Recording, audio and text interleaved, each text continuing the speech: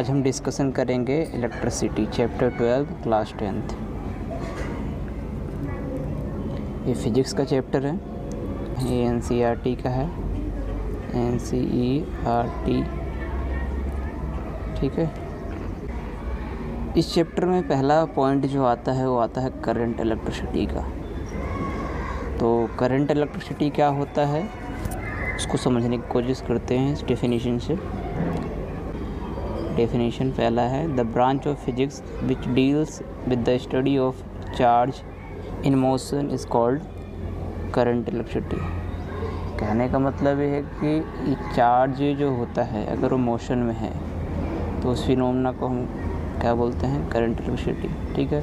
Current का flow होता है व्हेन चार्ज इन मोशन, ठीक है, जब चार्ज मोशन में होता है, ठीक है।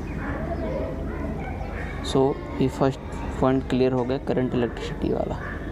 सेकंड पॉइंट देखते हैं। सेकंड पॉइंट कह रहा है फंडामेंटल प्रॉपर्टी ऑफ मैटर। भाई मैटर की फंडामेंटल प्रॉपर्टी क्या होती है। सो इस डेफिनेशन से चीज़ें क्लियर हो जाएंगी, ठीक है।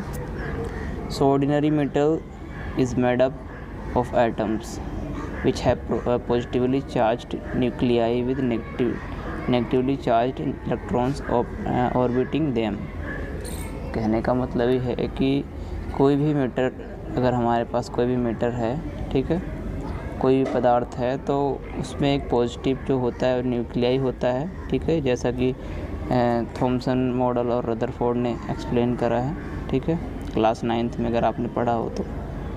सो एक पॉजिटिव न्यूक्लियाई होता है किसी भी मैटर के एटम में और उसके आउटर ऑर्बिट में इलेक्ट्रॉन रिवॉल्व करते हैं, ठीक है। सो उसकी ये एक प्रॉपर्टी है बेसिकली, ठीक है, किसी भी मैटर की। So the charge can be considered as a fundamental property of matter, ठीक है। सो चार्ज जो होता है क्या होता है, फंडामेंटल प्रॉपर्टी होता है किसी भी मैटर का।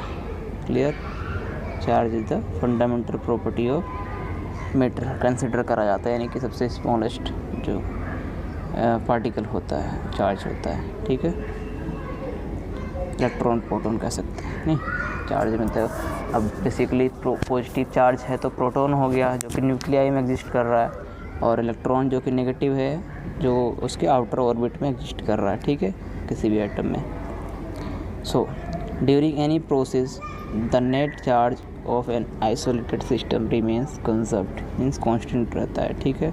किसी भी प्रोसेस में यदि बात करें हम उसकी चार्ज की तो कैसा होता है, ऑलवेज कंजर्व्ड होता है, कांस्टेंट होता है, ठीक है।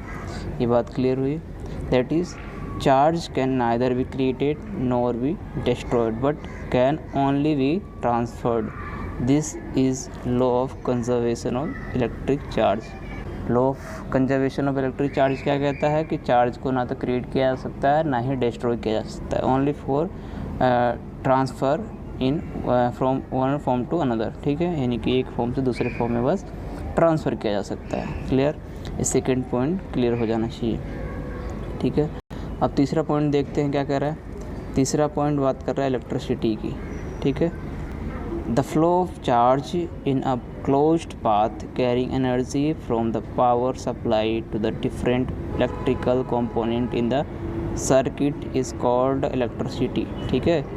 तो चार्ज फ्लो होता है किसी क्लोज्ड पाथ में, यानी कि कोई भी जो पाथ है क्लोज्ड होना चाहिए, यानी कि सर्किट क्लोज होगा तभी चार्ज फ्लो करेगा, ठीक है। पावर सप्लाई होगा तो उस पर जो डिफरेंट इलेक्ट्रिकल कंपोनेंट होते हैं, जैसे कि लाइक हमारे पास रजिस्टर होता है, कैपेसिटर होता है, ठीक है, इंडक्टर होता है, तो अगर क्लोज्ड होंगे किसी भी सर्किट में लगे होंगे तो वहाँ से हमारे को इलेक्ट्रिकल जो है इलेक्ट्रिसिटी फ्लो होगी, ठीक है, उसको हम क्या बोलते हैं, इलेक्ट्रिसिटी। क्लियर। सो चौथा पॉइंट देखते हैं, प्रॉपर्टीज़ ऑफ चार्ज। चार्ज की प्रॉपर्टीज़ के बारे में एक पॉइंट डिस्कस कर लेते हैं। सो फर्स्ट पॉइंट कह रहा है the basic idea about electricity is that like charges repel and unlike charges attract each other, ठीक है। सो जो लाइक चार्जेस होते हैं वो क्या करते हैं, एक दूसरे को रिपेल करते हैं, और जो अनलाइक चार्जेस होते हैं एक दूसरे क्या करते हैं, अट्रैक्ट करते हैं, ठीक है। मतलब जो नेगेटिव चार्ज है एक दूसरे क्या करेंगे, रिपेल करेंगे, या फिर पॉजिटिव चार्ज है तो एक दूसरे को रिपेल करेंगे। यदि वहीं पे अपोजिट चार्जेस है, पॉजिटिव नेगेटिव, तो एक दूसरे को अट्रैक्ट करेंगे। तो फर्स्ट प्रॉपर्टी ऑफ चार्ज की होगी, यानी पहली प्रॉपर्टी हमने समझा चार्ज की क्या होती है। ठीक है, सो नेक्स्ट पॉइंट देखते हैं, unit of charge is coulomb. ठीक है, चार्ज की यूनिट क्या होती है, कूलम होती है। ध्यान में रख लेना कि चार्ज की यूनिट क्या होती है, कूलम होती है। ठीक है, 1 coulomb charge contains nearly 6 × 10⁻18 electrons. ठीक है, एक कूलम में कितने इलेक्ट्रॉन होते हैं हमारे पास, 6 × 10⁻18 इलेक्ट्रॉन्स। क्लियर, इसको माइंड में सेट कर लो आप। ठीक है,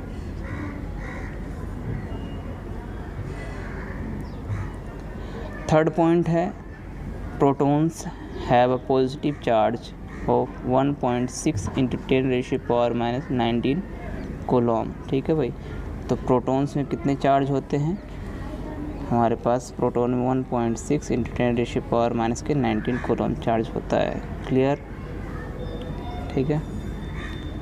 while electrons carrying a negative charge equal of this. ठीक है, अब देखो इलेक्ट्रॉन में जो होता है नेगेटिव होता है, ध्यान रखना, क्योंकि उसका नेगेटिव चार्ज है। प्रोटॉन में क्या होता है, पॉजिटिव होता है, बट इक्वल होते हैं। ठीक है, जिनका चार्ज बेसिकली क्या होता है, इक्वल होता है, इलेक्ट्रॉन पे भी प्रोटॉन पे भी, कूलम के फॉर्म में। ठीक है, ये ध्यान रख लेना, बस साइन चेंज होता है अलग अलग। अब ऐसे ही फोर्थ पॉइंट कह रहा है हमारे पास, charge are quantised as an integral multiple of the charge of electron or proton, thus the total charge q on an integral body is given by। ठीक है, सो क्या होते हैं, चार्ज क्वांटाइज्ड होते हैं जो कि मल्टीपल ऑफ इंटीग्रल्स होता है। इंटीग्रल्स मतलब वो इंटीजर के फॉर्म में, अगर 1 2 या फिर हाफ ले लेते हैं, 1/2 2/3, इस तरीके से वो मल्टीपल बेसिकली उसके होते हैं, इंटीग्रल के मल्टीपल होते हैं। तो हमने टोटल चार्ज को क्या कंसिडर कर लिया, क्यू कंसिडर कर लिया। ठीक है, कहीं भी टोटल चार्ज की बात आएगी वहाँ पर हम क्यू बोल देंगे, Q is the total charge. Clear, चलिए आगे देखते हैं। फिफ्थ पॉइंट है इलेक्ट्रिक करंट। जब टोटल चार्ज क्यू किसी क्रॉस सेक्शन एरिया से एक यूनिट टाइम में फ्लो होता है तो उसको हम क्या बोल देते हैं, electric current. This leads to the basic formula for current which is I = Q/T। ठीक है, तो एक बेसिक फार्मूला मिल गया हमें करंट का, I = Q/T, where I is the current, I is current. ठीक है, Q क्या है, टोटल चार्ज जो कि यहाँ पे दे रखा है। ठीक है, T is the unit time. यहाँ तक बात clear.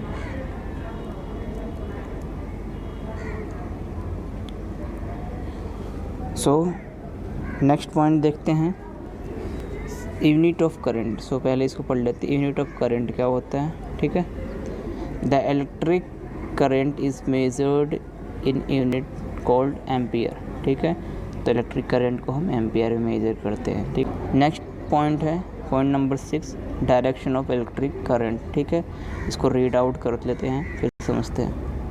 In a metal flow of electron carrying negative charge, means electron में नेगेटिव चार्ज का ध्यान रखना। ठीक है, concentrate the current, direction of flow of electrons gives the direction of electronic current. By conventions, the direction of flow of positive charge is taken as the direction of current। जिस direction में positive charge flow होता है उस direction में current flow करेगा। ठीक है, this is called conventional current, thus the direction of current is opposite to the direction of flow of electrons in the circuit. ऐसा भी समझ सकते हैं कि इलेक्ट्रॉन के अपोजिट डायरेक्शन में करंट फ्लो होता है। ठीक है, clear. It should be remembered that in external circuit, current always flows from positive terminal of the cell to the negative terminal of that energy source। ठीक है, तो positive to negative current जो है flow होता है। ठीक है, किसी भी सेल में, तो ये ध्यान रख लेना पॉइंट। पॉइंट नंबर 6 है direction of electric current. Clear, चलिए आगे देखते हैं। सो नेक्स्ट पॉइंट है पॉइंट नंबर 7, सेल और बैटरी। ठीक है, इलेक्ट्रिक सेल और battery is the device for generating और storing electrical energy by means of electrochemical reactions. ठीक है, तो जो हमारे पास बैटरी होता है या फिर सेल होता है उसमें क्या काम किया जाता है, स्टोरिंग ऑफ इलेक्ट्रिकल एनर्जी। ठीक है, क्लियर। तो ये किस कारण होता है, उसमें केमिकल्स होते हैं, केमिकल रिएक्शन के कारण क्या होता है, हमें एनर्जी मिलता है। ठीक है ना, इलेक्ट्रिकल एनर्जी। क्लियर, इसमें 2 पॉइंट दे रखे हैं, इसको देख लेते हैं। फर्स्ट पॉइंट कह रहा है within a cell a chemical reaction occurs that transfers an electron from one terminal, ठीक है ना, टू अनदर टर्मिनल। ठीक है, तो यहाँ पे क्या होता है कि जो केमिकल रिएक्शन होता है उसमें एक टर्मिनल से दूसरे टर्मिनल पे चार्ज फ्लोइंग करता है, मतलब पॉजिटिव टू नेगेटिव जैसे चार्ज फ्लो करता है उसी तरीके से हमें मिलता है। ठीक है, क्लियर।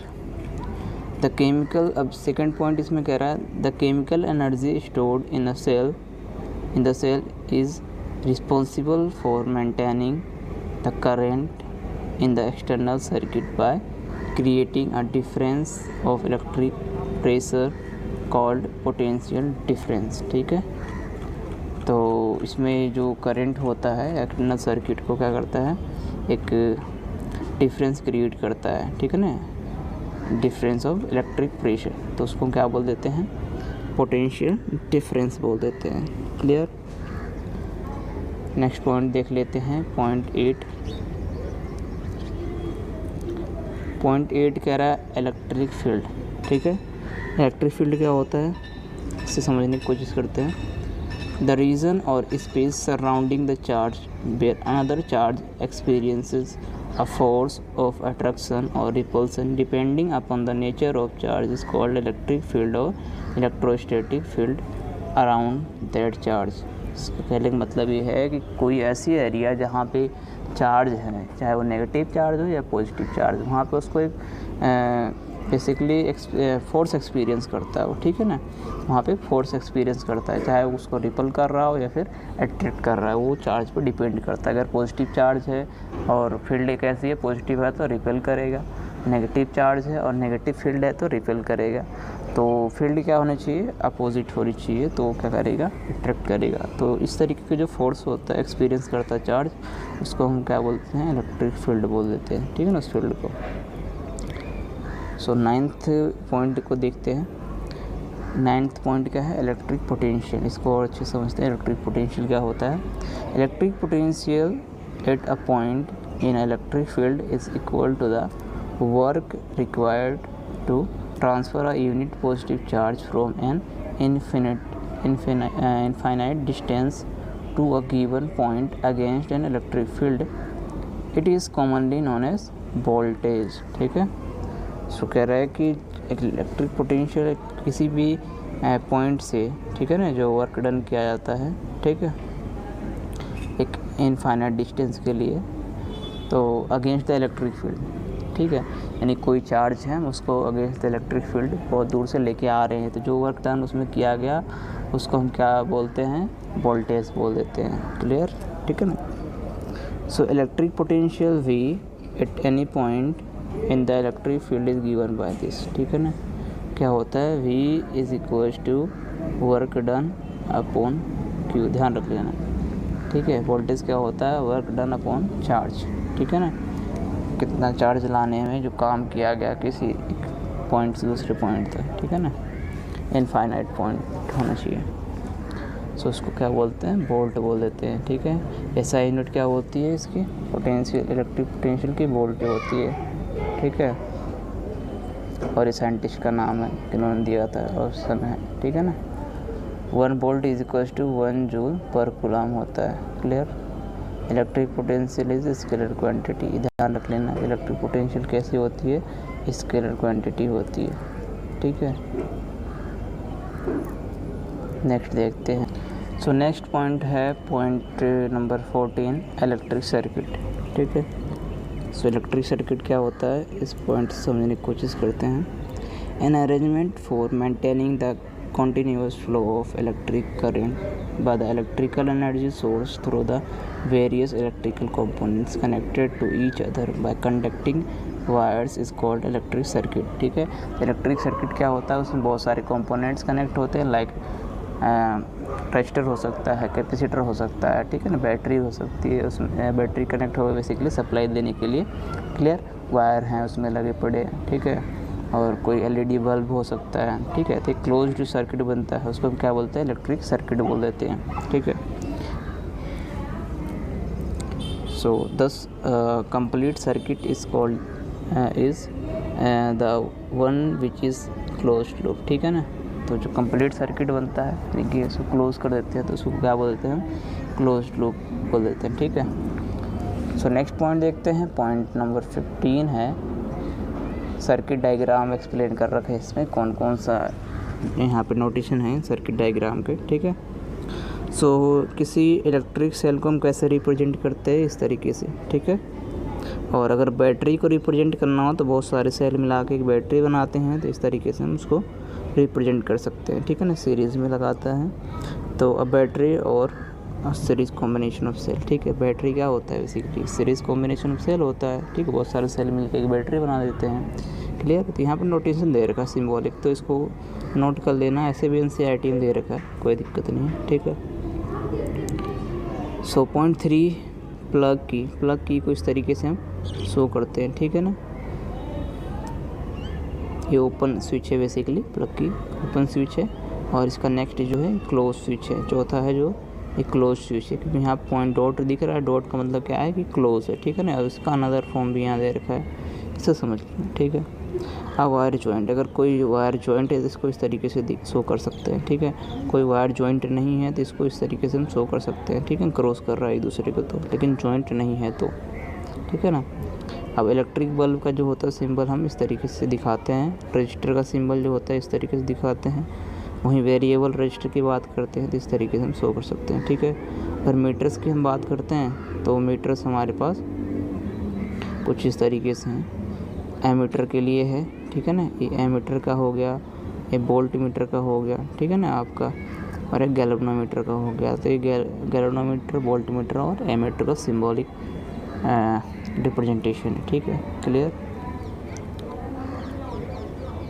सो नेक्स्ट देखते हैं, अभी सर्किट की बात कर रहे थे, सर्किट डायग्राम हमारी कोई दे रखा है, ठीक है। यहाँ पे क्या लगा दिया है, बैटरी लगा दिया है, की लगा दिया है जो कि क्लोज है, बल्ब का सिंबल है, ठीक है ना, करंट फ्लो हो रहा है उसका सिंबॉलिक, और ये एक एमीटर लगा दिया है, ठीक है ना, एमीटर जो कि करंट को मेज़र करता है, क्लियर, ठीक है। सो ये हमारे पास सर्किट डायग्राम हो गया, ठीक। अब बात आती है पॉइंट 16 जो कि ओम्स लॉ, ठीक है ना। ओम्स लॉ क्या कहता है, ये deal with the relationship between voltage and current in an ideal conductor, ठीक है ना। जो ओम्स लॉ है किससे बात करता है, वोल्टेज एंड करंट एक आइडियल कंडक्टर के लिए, ठीक है, voltage and current in ideal conductor, ठीक है। This relationship state that the potential difference V cross the ends of given metallic conductor in an electric circuit is directly proportional to the current I flowing through it, ठीक है, provides its temperature remains the same. This is called Ohm's law, clear. So current directly V जो होता है potential directly proportional किसके होता है, current के, ठीक है। सो यहाँ पे हमने क्या ले लिया, R एक कांस्टेंट ले लिया, तो ये R बेसिकली रजिस्टर ही होता है, ठीक है। तो हमें फार्मूला फाइनली क्या मिल गया, V=IR। तो ये फार्मूला हो गया। अब यहाँ से हम कई सारे फार्मूले बना सकते हैं, करंट का ऐसे फार्मूला बनाना हो तो I= क्या हो जाएगा, V/R कर सकते हैं, ठीक है। तो यहाँ से रजिस्टर का भी फार्मूला अगर बनाना चाहें तो R= क्या हो सकता है, V/I हो सकता है, ठीक है। तो यहाँ से हमें 3 फार्मूला मिल गया, एक ये मिल गया और एक ये फार्मूला हो गया, एक ये हो गया, क्लियर।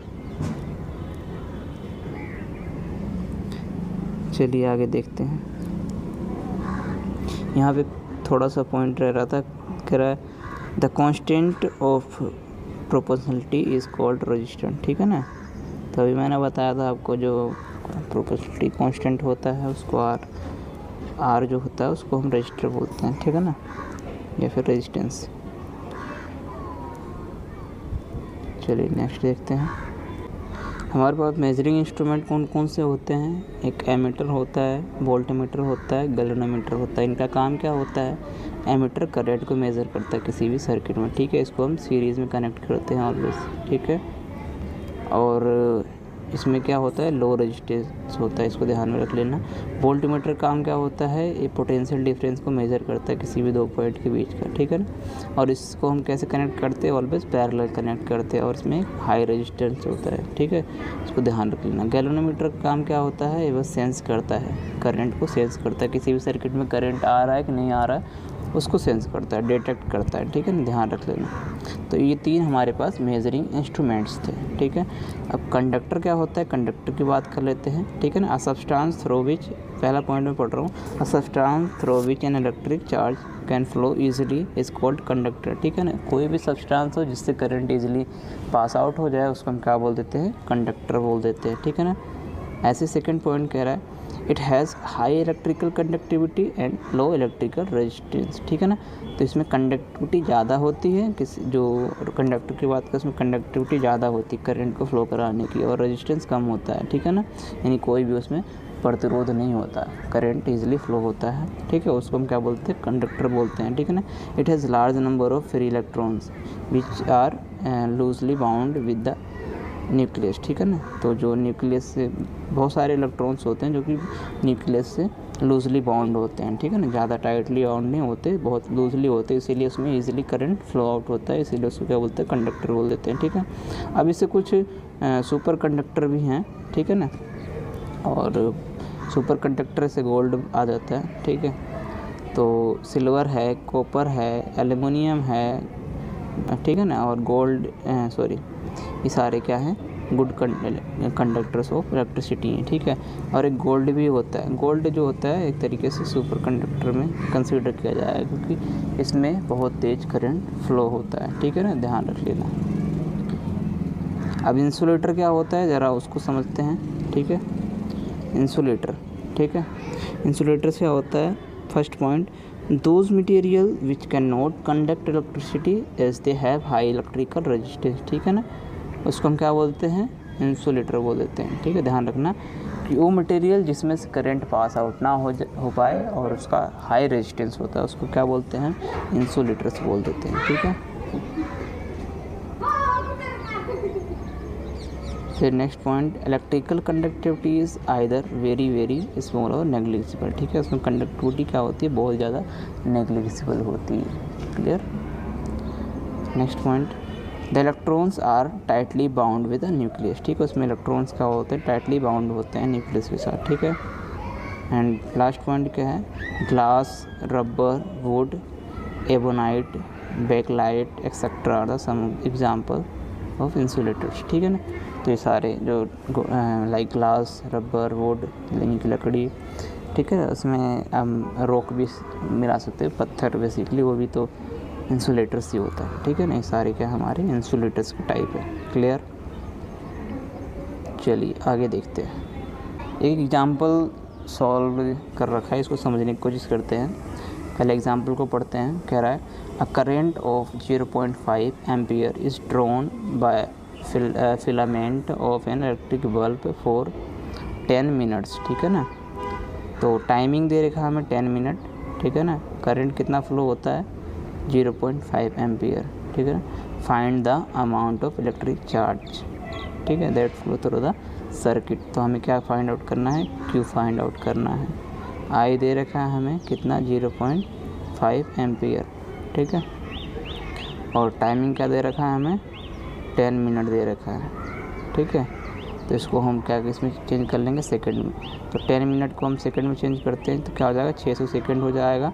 करंट दे रखा है हमें, एम्पियर में रहने देंगे, क्लियर। अब हमें इक्वेशन मालूम है Q = IT होता है, ठीक है।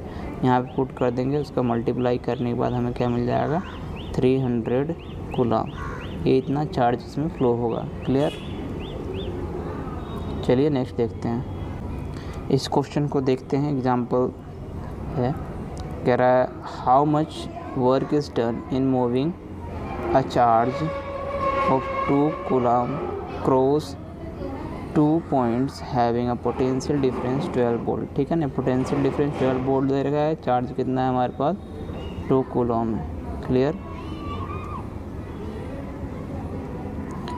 सो सॉल्यूशन इसका क्या है, कह रहा the amount of charge Q that flows between 2 points at potential difference V 12 volt of charge कितना 2 कूलम, दस the amount of work W done in moving the charge. ठीक है ना, हमने पढ़ा था क्या होता है Q W equal we Q. ठीक है ना, वर्क डन का फॉर्मूला निकाला। सो यहाँ पे उन्होंने किसको मल्टीप्लाई कर दिया, 12 जूल हमारे पास वर्क डन आ गया। क्लियर। सो आज के लिए इतना ही, नेक्स्ट क्लास में हम आगे के टॉपिक पर डिस्कशन करेंगे। तब तक के लिए नमस्कार।